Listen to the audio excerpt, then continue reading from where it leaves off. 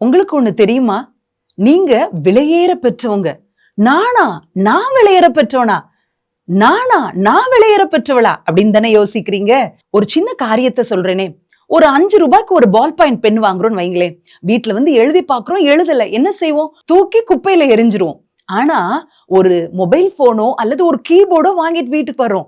அதை நம்ம வீட்டுல வச்சு ப்ளே பண்ணி பாக்குறோம். அதை ஒர்க்கிங் கண்டிஷன்ல இருக்கான்னு பாக்குறோம். ஆனா அது ஒர்க் ஆகல. என்ன செய்வோம்? தூக்கி எரிஞ்சிரோமா என்ன? இல்ல. ஏன்? 5 ரூபாய் பெண்ணு எழுதலனோனே தூக்கி எறிஞ்சோம். ஏன் கீபோர்டையோ செல்போனையோ தூக்கி எறியல? இது காஸ்ட்லி. அதே மாதிரிதான் உங்களையும் என்னையும் ஆண்டவர் இன்னும் நம்ம பாவத்துல இருந்தாலும், நிறைய காரியத்துல குறைவுள்ளவர்களா இருந்தாலும் இன்னும் ஏன் தூக்கி எறியாம இருக்காரு தெரியுமா? நீங்க விலையேற பெற்றவங்க. You are so special. நீங்க விலையேற பெற்றவங்களா ஆண்டவர் பார்க்கிறார். உங்க மேல ஒரு திட்டம் வச்சிருக்கிறார். அந்த திட்டத்தை உங்களை கொண்டுதான் அவர் நிறைவேற்றணும் அப்படின்னு சொல்லி அவர் ஆசைப்படுகிற தேவனா இருக்கிறாங்க. நீங்க உங்களை குறிச்சு தாழ்வு மனப்பான்மை வச்சிருக்கிறீங்களா? அதையெல்லாம் தூக்கி எறிங்க. நான் ஆண்டவருடைய பார்வையில விலையேற பெற்றவள்.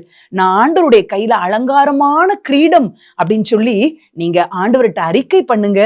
நிச்சயமாய் தேவன் உங்களை கொண்டு செய்ய திட்டமிட்டதை உங்களை கொண்டே செய்து முடிப்பார்.